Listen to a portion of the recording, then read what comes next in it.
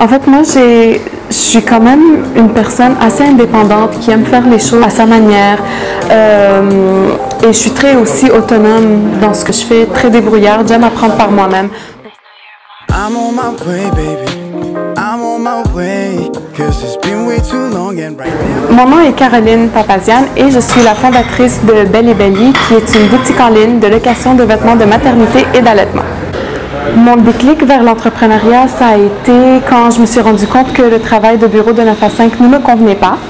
Je ne pouvais pas être dans un cadre préétabli où c'était la routine, quoi. Tous les jours, on fait la même chose, on nous dit quoi faire. Et c'est quand j'ai remarqué qu'il y avait un besoin dans mon entourage pour les femmes enceintes. C'était une collègue qui était enceinte. Et c'est là où j'ai dit, bon, déjà, je remarque qu'il y a un problème. Je peux peut-être apporter une solution. Et aussi, ça faisait partie de mes intérêts et de ma passion pour la mode et le stylisme. Donc, c'était le mix de ces deux-là, le désir de vouloir entreprendre et le mix avec mon intérêt pour la mode.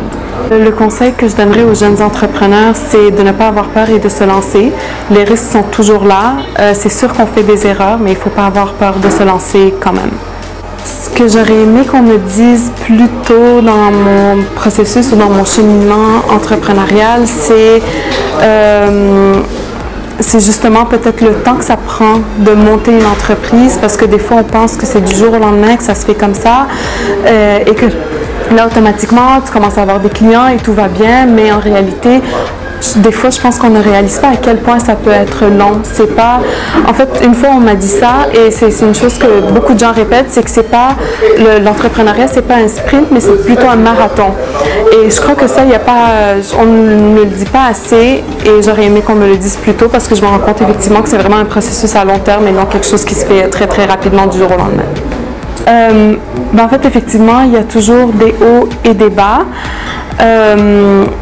mais en fait, c'est de se rappeler pourquoi on fait ce qu'on fait, et je pense que c'est ce qui nous aide à nous relever et à vouloir continuer sans abandonner. Donc en fait, moi dans mon cas, c'est sûr que j'en ai eu, comme tout le monde, des hauts et des bas. J'ai fait des erreurs aussi, mais je sais qu'au final, c'est quand même ce que je veux faire dans ma vie, je veux entreprendre, et donc c'est ça qui fait en sorte que je ne m'arrête pas. Je me dis c'est normal, ça fait partie du chemin, et puis on tombe, puis on se relève et on continue, quoi, parce que de toute façon, c'est comme ça.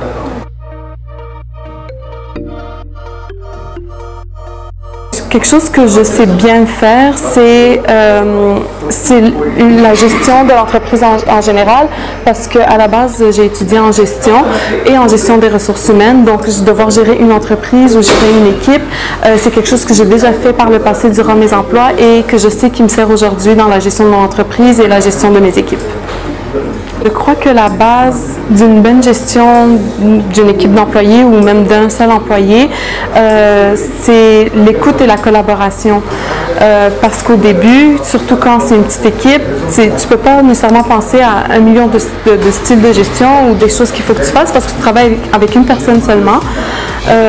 Et donc pour commencer, je crois que c'est beaucoup l'écoute et la collaboration pour que les deux personnes puissent avancer ensemble. Moi, j'aimerais simplement dire à tout le monde de ne pas avoir peur d'entreprendre, parce que surtout si vous le sentez, si vous l'avez en vous et si c'est quelque chose que vous avez envie de faire, même si le chemin est très long, c'est gratifiant au final et ça vaut la peine. Donc n'ayez pas peur d'entreprendre.